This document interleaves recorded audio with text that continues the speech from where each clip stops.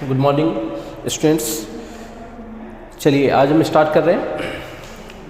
जो नीट के क्वेश्चंस कर रहे थे मैं उसी क्वेश्चंस को कंटिन्यू करते हैं। प्रीवियस ईयर नीट के क्वेश्चंस जो रोटेशनल मोशन पे आए हैं फिजिक्स में, है ना, तो उस क्वेश्चंस को करते हैं। नीट 2016 का क्वेश्चन है।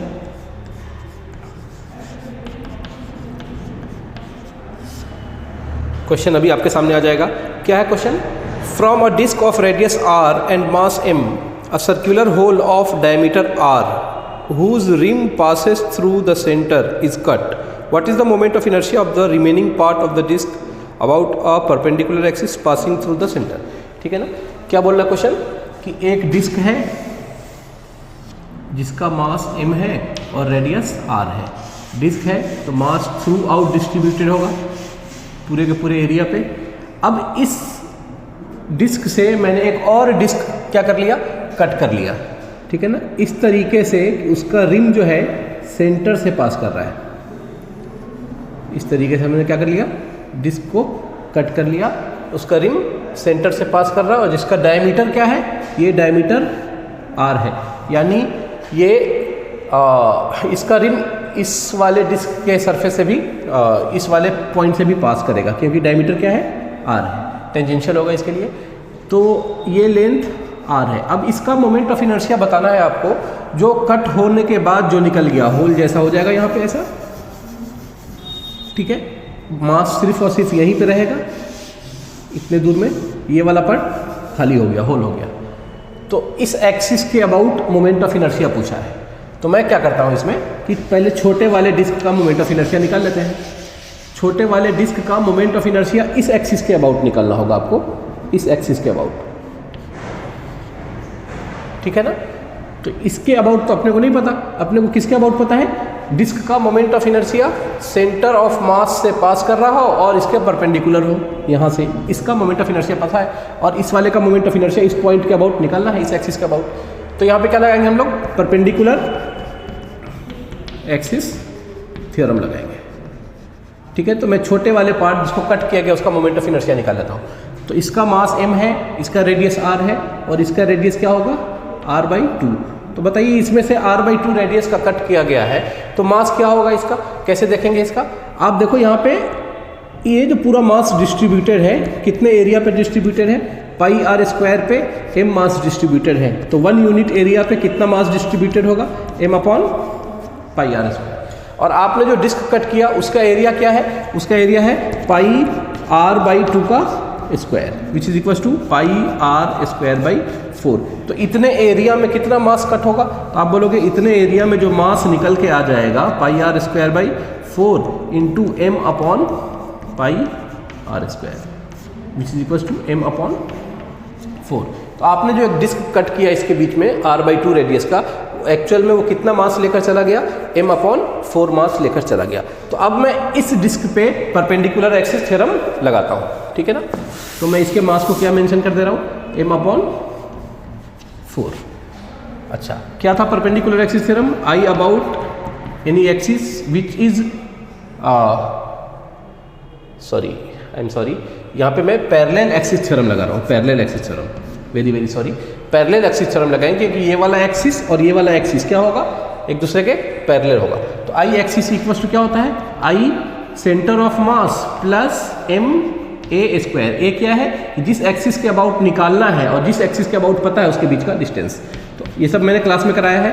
तो I axis will be equal to I centre of mass, इस डिस्क का सेंटर ऑफ मास के अबाउट मोमेंट ऑफ इनर्शिया क्या होगा, तो डिस्क का मोमेंट ऑफ इनर्शिया क्या होता है, mr²/2। इसका मास है m/4, ये है r रेडियस, तो mr²/2। तो यहाँ पे मैं 1/2 से क्या कर दे रहा हूँ, मल्टीप्लाई कर दे रहा हूँ, ठीक है ना, प्लस m/4 और ये डिस्टेंस कितना है, r/2 का स्क्वायर, ठीक है। तो यहाँ से क्या आ जाएगा, mr²/32, mr²/32। यहाँ से क्या आ जाएगा, mr²/16, ठीक है ना।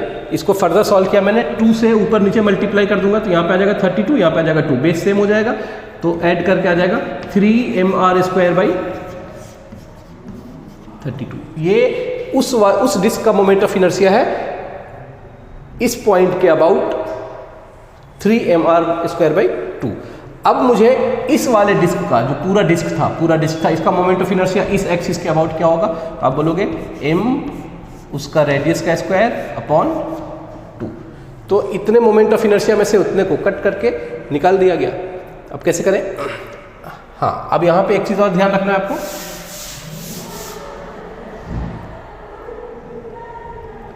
ठीक है, तो क्या कैसे करेंगे? mr²/2 minus 3mr²/32।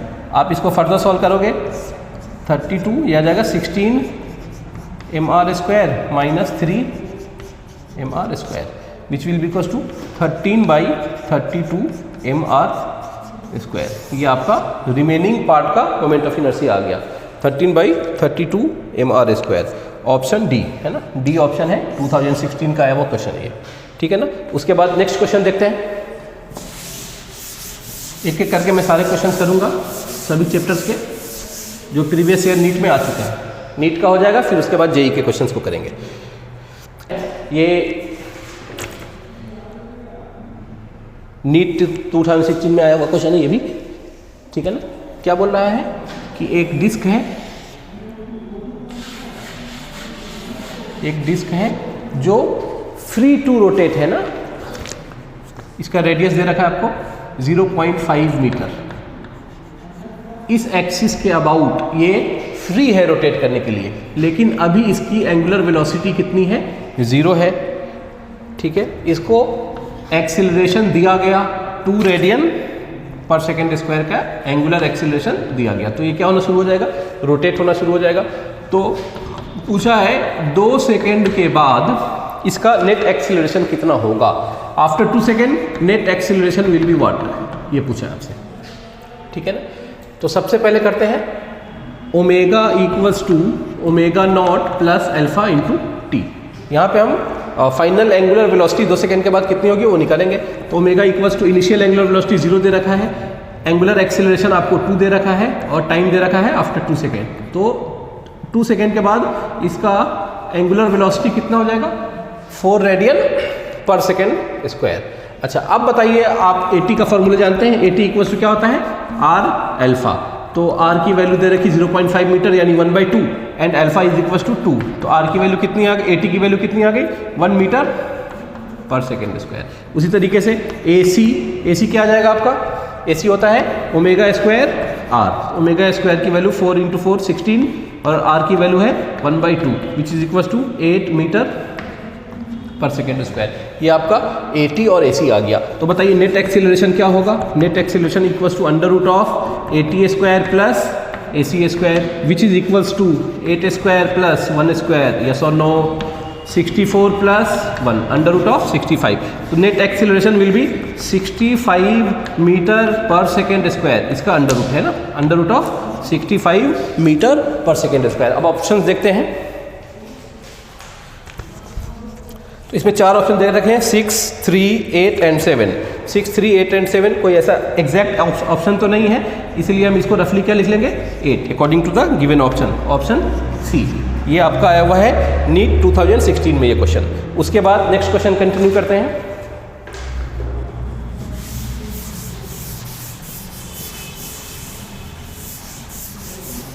Next question क्या है आपका? Point masses m1 and m2 are placed at the opposite ends of a rigid rod of length L.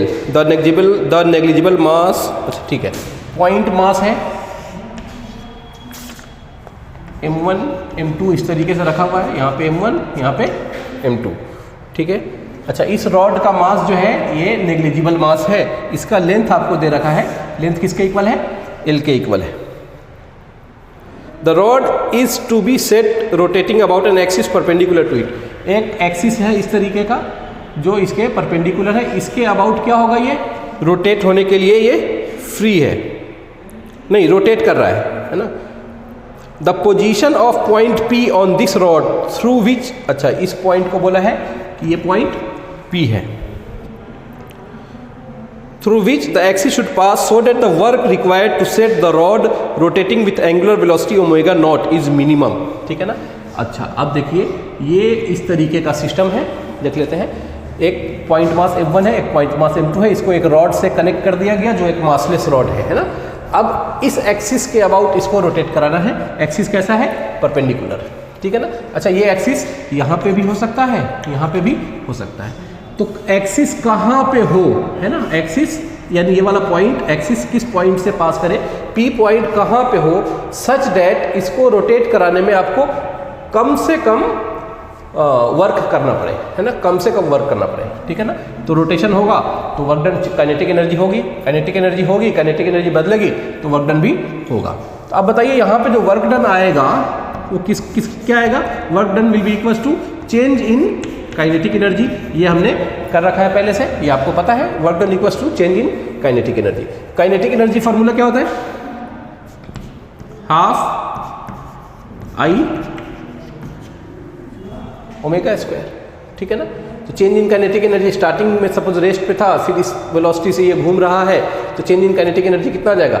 Half I omega square. यहाँ पे आपका ओमेगा दे रखा है, omega naught. I will be equals to इस सिस्टम का I, तो I will be equals to इसका मोमेंट ऑफ इनर्शिया, इसका moment of inertia about this axis. तो मैं I1 लिख रहा हूँ, इसका मोमेंट ऑफ इनर्शिया क्या आ जाएगा? m1।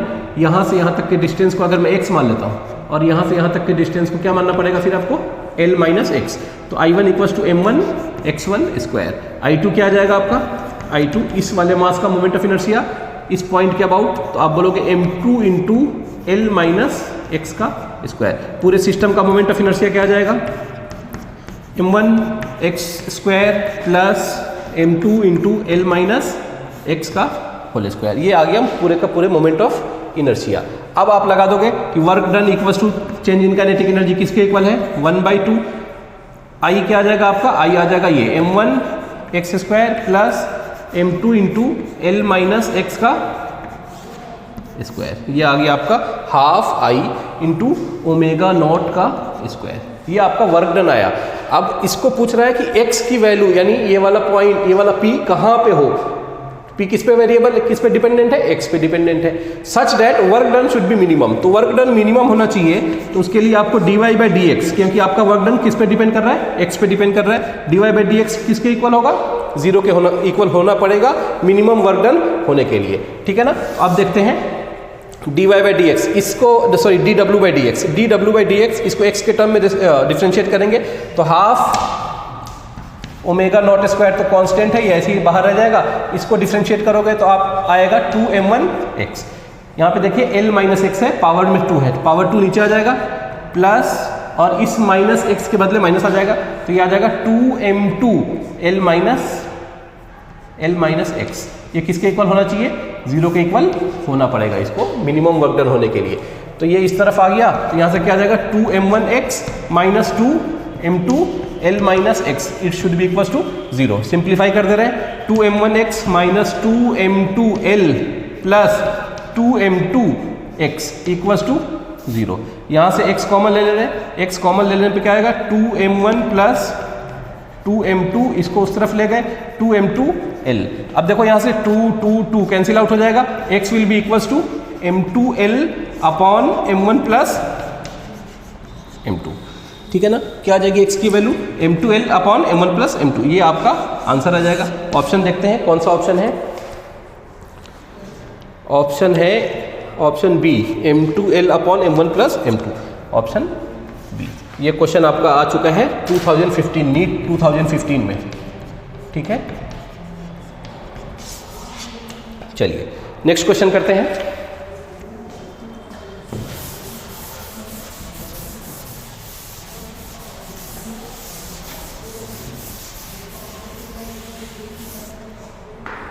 नेक्स्ट क्वेश्चन, चलिए नेक्स्ट क्वेश्चन स्टार्ट करते हैं। क्वेश्चन क्या है? An automobile moves on road with a speed of 54 km/h. The radius of its wheel is 0.45 metre and the moment of inertia of the wheel about an axis of rotation is 3 kg/m²। ठीक है ना। ये दे रखा है कि एक wheel है जो 54 km/h की स्पीड से चल रहा है। इसका रेडियस दे रखा है 0.45 मीटर। ठीक है। इस वेलोसिटी से व्हील आगे की तरफ जा रहा है, तो इसका जो व्हील है ट्रांसलेशनल मोशन भी कर रहा है, साथ के साथ रोटेशनल मोशन भी कर रहा है, रोलिंग हो रही है यहाँ पे। अच्छा, और दे रखा है कि 15 सेकेंड के बाद, है ना, कितना टॉर्क 15 सेकेंड के बाद ब्रेक लगाने के बाद ये क्या होना शुरू हो गया, 15 सेकेंड में जाकर रुक गया। तो एवरेज टॉर्क आपसे पूछा है और क्या दे रखा है इस क्वेश्चन में, moment of inertia I think they रखा, हाँ आई की वैल्यू दे रखी है। इसका मोमेंट ऑफ इनर्शिया क्या है, 3 kg मीटर स्क्वायर इस एक्सिस के अबाउट, ठीक है ना। क्वेश्चन समझ में आया कि भाई व्हील इस तरीके से रोटेट हो रहा है, आगे की तरफ बढ़ रहा है, फिर क्या हुआ, ब्रेक लगाना शुरू किया आपने, तो ब्रेक लगाने के बाद 15 सेकेंड लग गए उसको रुकने में, ठीक है। अच्छा तो बताइए कितना टॉर्क प्रोड्यूस हुआ इसमें। ऑब्वियस ही बात है कि किसी चीज़ को रोटेट कराने के लिए भी टॉर्क की ज़रूरत है और रोटेटिंग चीज़ को रोकने के लिए भी किसकी ज़रूरत है, टॉर्क की ज़रूरत है। तो यहाँ पे देखिए इसका यहाँ पे लीनियर वेलोसिटी दे रखा है स्टार्टिंग का, तो मैं लीनियर वेलोसिटी स्टार्टिंग का मीटर पर सेकेंड में निकाल सकता हूँ। तो आप ये बोलोगे 54 × 5/18, यहाँ से कितना आ जाएगा 15 मीटर पर सेकेंड, ये आपका इनिशियल वेलोसिटी आ गया। तो इनिशियल एंगुलर वेलोसिटी आ जाएगा यहाँ से, बिल्कुल आ जाएगा, V0 = R ω0। तो ω0 की जो वैल्यू होगी V0 अपॉन R के इक्वल होगी। V0 कितना है 15 अपॉन R की वैल्यू है 0.45, कट गया यहाँ से 3 टाइम्स, तो कितना आ जाएगा इनिशियल एंगुलर वेलोसिटी जो आ जाएगी आपकी 100/3 रेडियन पर सेकेंड। ध्यान से देखिए, ठीक है ना। फाइनल एंगुलर वेलोसिटी कितनी होगी वो आपको 0 हो जाएगा क्योंकि ब्रेक लगने के बाद गाड़ी रुक गई, तो ये वैल्यू 0 और ω0 ये आ गया आपका 100/3 इनिशियल एंगुलर वेलोसिटी, है ना। अल्फा आपको निकालना है, टाइम दे रखा है 15 सेकेंड, तो यहाँ से अल्फा कितना आ जाएगा, alpha will be equal to -100/3 into में 15, तो यहाँ से आ जाएगा आपका -20/9 रेडियन पर सेकेंड स्क्वायर। ये आपका एंगुलर एक्सेलरेशन आ गया। तो टॉर्क इक्वल्स टू क्या आ जाएगा, I × अल्फा। आई की वैल्यू कितनी दे रखी है आपको 3, अल्फा की वैल्यू आ गई -20/9, ठीक है, ये 3 टाइम्स कट गया, -20/3 क्या आ जाएगा -6.666 something like that newton metre. यहाँ पे टॉर्क की वैल्यू निगेटिव आई, इससे क्या पता चल रहा है कि ये इसके रोटेशन को कम कर रहा है ना, इसके रोटेशन को कम कर रहा है, इसीलिए आपका अल्फा भी क्या आ रहा है, एंगुलर एक्सेलरेशन भी क्या आ रहा है, निगेटिव आ रहा है, यानी कंटिन्यूअसली इसका स्पीड क्या हो रहा है, स्लो डाउन हो रहा है, ठीक है ना। तो ये आपका आंसर आ जाएगा। ऑप्शन देख लेते हैं, टॉर्क की वैल्यू क्या होगी, है ना। ऑप्शन है 6.66, ये वैल्यू आपकी आ गई, ठीक है, तो ये आपका आंसर आ जाएगा। -6.66 बता रहा है कि इसकी स्पीड धीरे धीरे कम हो रही है, ठीक है। नेक्स्ट क्वेश्चन करते हैं।